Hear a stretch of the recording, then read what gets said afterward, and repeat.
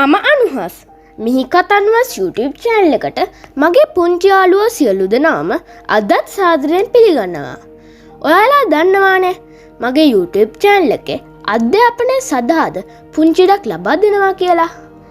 ඉතින් අද මම කතා කරන්න හදන්නේ 6 ශ්‍රේණියේ භූගෝල විද්‍යාව දෙවැනි පාඩම වන නිවස අවට වටපිටාවේ භූමියේ ස්වභාවය කියන පාඩමෙන් වැදගත් කෙටි සටහන් කිහිපයක්. එහෙනම් අපි වැඩි වෙලා ගන්න නැතුව එය සඳහා යමු. නිවස යනු කුමක්ද? පිළිතුර ඔබත් ඔබගේ සහෝදර සහෝදරියන් සහ දෙමව්පියන් වාසය කරන ගොඩනැගිල්ල. භූ විෂමතාවය යනු කුමක්ද? පිළිතුර භූමියක ස්ථානයෙන් ස්ථානයට පවතින වෙනස්කම්. නිවස පිහිටා තිබිය හැකි පාරිසරික ලක්ෂණ දක්වන්න. පිළිතුර ග්‍රාමීය පරිසරය, නාගරික පරිසරය, වෙරළ ආශ්‍රිත පරිසරය, තැනිතලා බිම් සහිත පරිසරය, වතුකර පරිසරය, කදුකර පරිසරය, මද බෑවුම් සහිත පරිසරය, බෑවුම් සහිත පරිසරය. භූ දර්ශන බෙදෙන ප්‍රධාන කොටස් දෙක කවරේද?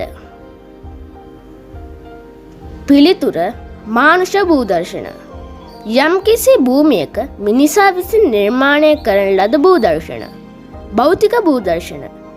යම්කිසි භූමියක ස්වභාවිකව නිර්මාණය වූ ලද භූදර්ශන. මානුෂ භූදර්ශන වලට උදාහරණ දෙන්න. පිළිතුර වැව, ජලාශය, මහා මාර්ග, ගොඩනැගිලි. භෞතික භූදර්ශන වලට උදාහරණ දෙන්න. පිළිතුර කන්ද, බෑවුම, වනාන්තර, නිම්න, තැනිතලා. භූදර්ශනයේ විවිධත්වය මත මානව ක්‍රියාකාරකම් දෙකිනකට වෙනස් වේ. ඒ මොනවාද? පිළිතුර දීවරයන්ගේ නිවාස වෙරළ ආශ්‍රිතව පිහිටා ඇත. තේ වතු කම්කරුවන්ගේ නිවාස කදුකර ආශ්‍රිතව පිහිටා ඇත. භූ විෂමතාවයෙහි විවිධත්වය කවර කරුණු කෙරෙහි බලපායිද? පිළිතුර මානව ක්‍රියාකාරකම් සහ ස්වභාවික විපත්. ස්වභාවික විපත් යනු මොනවාද? ඒවා දක්වන්න. පිළිතුර ස්වභාවික විපත් යනු පරිසරයේ ප්‍රතික්‍රියාවකි. උදාහරණ ගං වතුර, නාය යෑම්, සුලිසුළං, සුනාමි, භූමිකම්පා අවිධිමත් ආකාරයට භූමිය පරිහරණය කිරීමෙන් විපත් හටගනී. භූරූපණය යනු කුමක්ද? පිළිතුර භූමියක පවතින සමස්ත ලක්ෂණ. වෙරළ බඩ ගමක භූදර්ශනය දැකිය හැකි ලක්ෂණ මොනවාද? පිළිතුර වැලි පොළව, කලපු, කඩොලාන, දීවර නිවාස, පොල් වගාව. වෙරළ බඩ ප්‍රදේශයේ දැකිය හැකි විපත් මොනවාද? පිළිතුර සුලිසුළං, සුනාමි, පීඩන අවපාත. මධ්‍යම කදුකර ප්‍රදේශයේ දැකිය හැකි විපත් මොනවාද? පිළිතුර ගං වතුර, නාය යෑම්, භූමිකම්පා.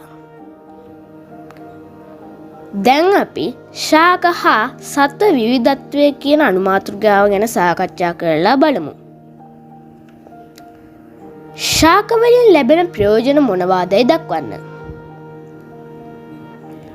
පිළිතුර සිසිලස ලබා දීම, සෙවණ ලබා දීම, ආහාර හා ඖෂධ ලබා දීම, වායුගෝලය පිරිසිදු කිරීම, සතුන්ට ආහාර ලබා දීම, සතුන්ට නිවාස ලබා දීම, ඉන්ධන ලබා දීම, ගෘහ භාණ්ඩ සහ දැව ලබා දීම, ස්වභාව සෞන්දර්ය ඇති කිරීම, වටපිටාව අලංකාරය කර ගැනීම.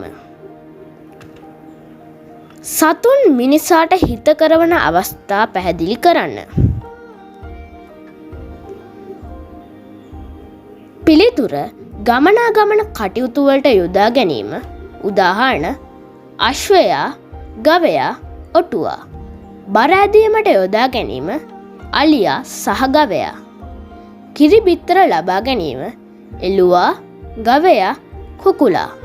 වගාවන්ට හානි කරන සතුන් විනාශ කිරීම ඇටි කුකුලා, බත්කූරා.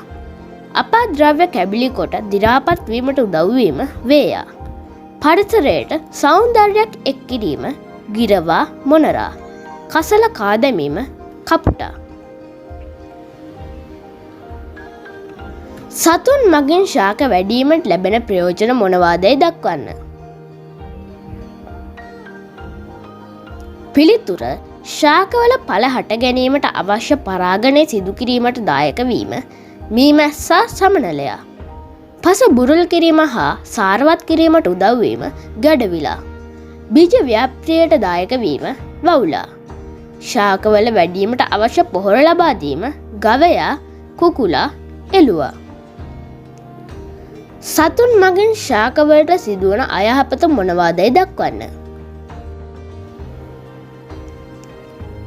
පිළිතුර දළුකොළ කා දමයි, ගොළුබෙල්ලා, හම්බෙල්ලා. ශාකවල මුල්වලට හානි කරයි. මුල් කන කුහුබුවා, මුල් කන කුරුමිනියා. ශාකය අලවලට හානි කරයි. ඉත්තෑවා. ගස් පෙරළා විනාශ කරයි. අලියා, ඌරා. ගසේ කදට හානි කරයි. පුරුක් පණුවා. කරලේ යුෂ උරා බොයි.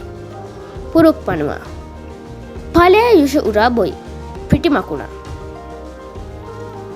සතුන් මිනිසාට අහිත කරවන අවස්ථා මොනවාද? පිළිතුර සර්පයන් දෂ්ට කිරීම, මදුරුවන් සහ මැස්සන්, ඩෙංගු, මැලේරියා, බරවා වැනි රෝග බෝවීම. වල් අලි, වගා හානි, නිවාස හානි සහ ජීවිත හානි. ගන්නා ආහාර වර්ග අනුව සතුන් බෙදා දැක්විය හැකි ආකාර සඳහන් කරන්න. පිළිතුර ශාක භක්ෂක, ගවයා සහ එළුවා. මාංශ භක්ෂක, වෘකයා, සිංහයා සහ කොටියා. සර්ව භක්ෂක, මිනිසා. රාත්‍රියේ හැසිරෙන සතුන් දෙදෙනෙකු නම් කරන්න. පිළිතුර බකමූණා, කණාමැදිරියා, වවුලා, උණහපුළුවා, උගුඩුවා, හම්බාවා. ආහාර දාමයක ආරම්භක පුරුක වන්නේ කුමක්ද? පිළිතුර හරිත ශාකයක්. මිනිසාට රෝග බෝ කිරීමට හේතු වන සතුන් දක්වන්න. පිළිතුර මදුරුවා, මැලේරියාව, ඇනොෆිලිස් මදුරුවා. Dengue, චිකන්ගුන්යා, Aedes මදුරුවා. බරවා, මොලේ උණ, කියුලෙක්ස් මදුරුවා. ජලබීතිකාව, බල්ලා, පූසා, නරියා, වඳුරා. මී උණ, මහාමාරියාව, මීයා. පාචනය, ගෙමැස්සා. සංචාරක පක්ෂීන් නම් කරන්න. පිළිතුර සිවුරු හොරා, සුදුරෙදි හොරා, අවිච්චියා. උභයජීවී ශාකයනු මොනවාද? පිළිතුර ජලය සහ ගොඩබිම යන දෙතැනම වැඩෙන ශාක. උදාහරණ කොහිල. ශුෂ්ක ශාකයනු මොනවාද? පිළිතුර ජලය හිඟ ප්‍රදේශවල වැඩෙන ශාක. උදාහරණ අක්කපාන. කඩලාන ශාක සඳහා උදාහරණ මොනවාද? පිළිතුර කඩොල් සහ කිරල. සංචරණ විලාශය අනුව සතුන් වර්ගීකරණය කළ හැකි ආකාර මොනවාද?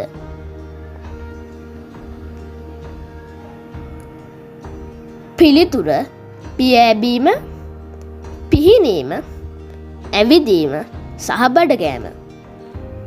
පාන වර්ග ලෙස මිනිසා විසින් උපයෝගී කරගනු ලබන ශාක නම් කරන්න. පිළිතුර තේ, කෝපි, ඉරමුසු, රණවරා, බෙලිමල්, තැඹිලි, දෙහි, දොඩම්. දැව සඳහා ප්‍රයෝජනයට ගත හැකි ශාක වර්ග මොනවාද? පිළිතුර තේක්ක, බුරුත, නැදුන්, මහෝගනි. විවිධ ආගම් අදහන පිරිසක් සිටින විට ඔවුන් අතර තිබිය යුතු අංග මොනවාද? පිළිතුර සහජීවනය, සහයෝගය, සාමූහිකත්වය, අන්‍යෝන්‍ය උපකාරය. පාසල හා නිවස අවට විවිධ ආගමික ස්ථාන හා සංකේත දක්වන්න. පිළිතුර බෞද්ධාගමික සිද්ධස්ථානයක්, බෞද්ධාගමික සංකේතය. බෞද්ධ ආගමිකයන්ගේ ප්‍රධාන ආගමික උත්සව නම් කරන්න. පිළිතුර සෑම මසකටම වරක් උදාවන පුර පසළොස්වක පොහොය දිනය, වෙසක් උත්සවය, පොසොන් උත්සවය, ඇසළ උත්සවය. හින්දු ආගම. හින්දු ආගමික සිද්ධස්ථානයක්, හින්දු ආගමික සංකේතය. හින්දු භක්තිකයන්ගේ ප්‍රධාන ආගමික උත්සව නම් කරන්න. පිළිතුර තයිපොංගල්, මහශිවරාත්‍රි, දීපාවලි. ඉස්ලාම් ආගම.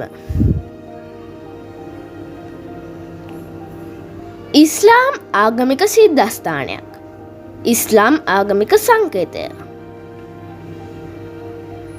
ඉස්ලාම් භක්තිකයන්ගේ ප්‍රධාන ආගමික උත්සව නම් කරන්න. පිළිතුර හජ්ජි, නබිනායකතුමාගේ උපන්දිනය, රාමසාන්. ක්‍රිස්තියානි. ආගමික සිද්ධස්ථානයක්, ආගමික සංකේතය. ප්‍රධාන ආගමික උත්සව නම් කරන්න. නත්තල් දිනය, මහසිකුරාදා, පාස්කු ඉරිදා. පාසල හා නිවසවට ආර්ථික කටයුතු. ප්‍රධාන ආර්ථික කටයුතු සිදුවන අංශ මොනවාද?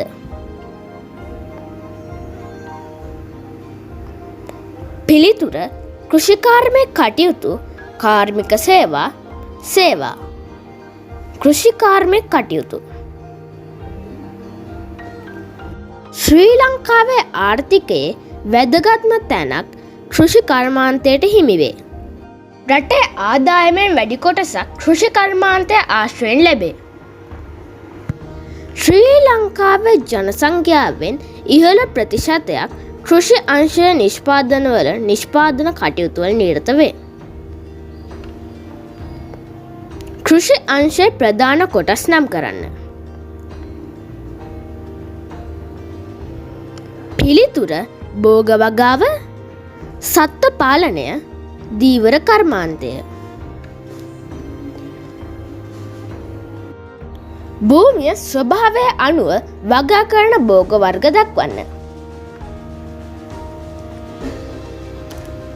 පිළිතුර තැනිතලා ප්‍රදේශවල පොල් වගා කිරීම, ගංගා නිම්න ප්‍රදේශවල වී වගා කිරීම, කඳුකර ප්‍රදේශවල තේ හා රබර් වගා කිරීම. අපනයන භෝග නම් කරන්න. පිළිතුර තේ, පොල්, රබර්, එළවලු, පළතුරු, මල් වර්ග, කුළුබඩු, බුලත්. ශ්‍රී ලංකා ප්‍රචලිත කුළුබඩු වර්ග නම් කරන්න. පිළිතුර කුරුදු, කරාබුනැටි, කරදමුංගු, සාදික්කා, වසාවාසි, ගම්මිරිස්, වැනිලා, කරපිංචා, කොත්තමල්ලි, සූදුරු, මහදුරු, උළුහාල්.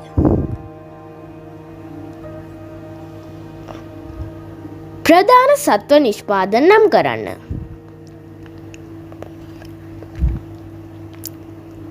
පිළිතුර කිරි, බිත්තර, මස්.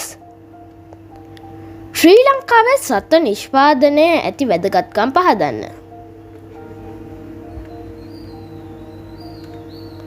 පිළිතුර ජනතාවගේ නිරෝගී පැවැත්ම සඳහා අත්‍යවශ්‍ය සත්ව ප්‍රෝටීන ලබා දීම, රැකියා විරහිත තරුණ තරුණියන්ට රැකියා සැපයීමට හැකි ප්‍රධාන මාර්ගයක් වීම, පවුලේ ආර්ථික තත්ත්ව දියුණු කරගත හැකි මාර්ගයක් වීම, කෘෂි භෝග වගා කිරීමට නොහැකි භූමි සත්ව පාලනය සඳහා යොදාගත හැකිය.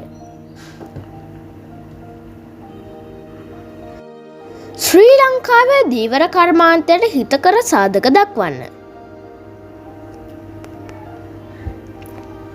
පිළිතුර ශ්‍රී ලංකාව සාගරයෙන් වට වූ දූපතක් වීම, කිලෝමීටර් 1770ක් පමණ දිගු වෙරළ තීරයක් පැවතීම.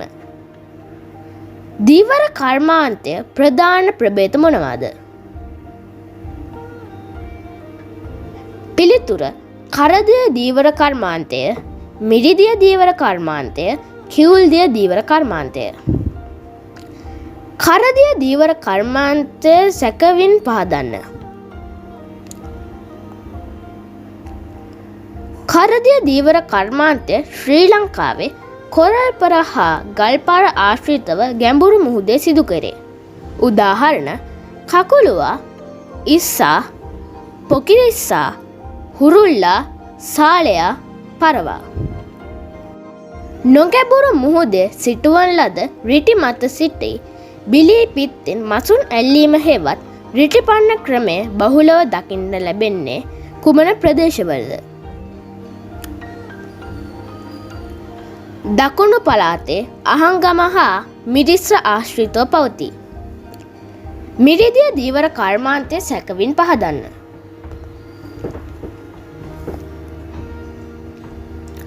ශ්‍රී ලංකාවේ අභ්‍යන්තරයේ ඇති ගංගා, වැව් අමුණු, ඇලදොල ආදී ආශ්‍රිතව සිදු කරනු ලබන කර්මාන්තය මිරිදිය කර්මාන්තය වෙයි. උදාහරණ ලූලා, කාවයියා, මගුරා, පෙතියා, කොරලියා. කිවුල්දිය ධීවර කර්මාන්තය සැකවින් පහදන්න. ශ්‍රී ලංකාව වටා ඇති ගම්මෝය, කලපු හා කඩොලාන ආශ්‍රිතව මෙම ධීවර කර්මාන්තය සිදු කරනු ලැබේ. උදාහරණ ඉස්සා, කකුළුවා, පොකිරිස්සා. ශ්‍රී ලංකාවේ ප්‍රධාන වරායන් මොනවාද? පිළිතුර ත්‍රිකුණාමලය, ගාල්ල, හලාවත, මීගමුව, මෝදර, බේරුවල, මිරිස්ස, කිරින්ද. නිවස හා පාසල ආශ්‍රිත වටපිටාවේ දැකිය හැකි කර්මාන්ත මොනවාද? පිළිතුර වඩු කර්මාන්තය, වලන් නිපදවීම, උළු හා ගඩොල නිපදවීම, සිමෙන්ති ගල් නිපදවීම, මල් පෝච්චි නිපදවීම, බේකරි නිෂ්පාදන, කම්මල් නිෂ්පාදන. ප්‍රදේශයේ දැකිය හැකි ගෘහ ආශ්‍රිත කුඩා පරිමාණයේ කර්මාන්ත මොනවාද? පිළිතුර ඇදුම් මැසීම, රස කැවිල් නිෂ්පාදනය, සහල් ආශ්‍රිත නිෂ්පාදන, කොහු ආශ්‍රිත නිෂ්පාදන. පාරම්පරික ශිල්ප ඥානය පදනම් කරගත් කර්මාන්ත නම් කරන්න. පිළිතුර පැදුරු, වෙස්මුහුණු, ලී බඩු, වේවැල් භාණ්ඩ, පිත්තල භාණ්ඩ. පාරම්පරික කර්මාන්ත සඳහා ප්‍රසිද්ධ ස්ථාන මොනවාද? පිළිතුර ටයර්, කැලණිය, පැදුරු, දුම්බර, වෙස්මුහුණු, අම්බලන්ගොඩ, ලී බඩු, මොරටුව, වේවැල් බාණ්ඩ රදා වඩුන්න පිත්තල බාණ්ඩ පිළිමතලාව පිගාන් දංකොටුව මීගමුව. සේවාවක් යනු කුමක්ද? පිළිතුර යම් ආයතනයක් මගින් මිනිස් අවශ්‍යතා ඉටු කර ගැනීම.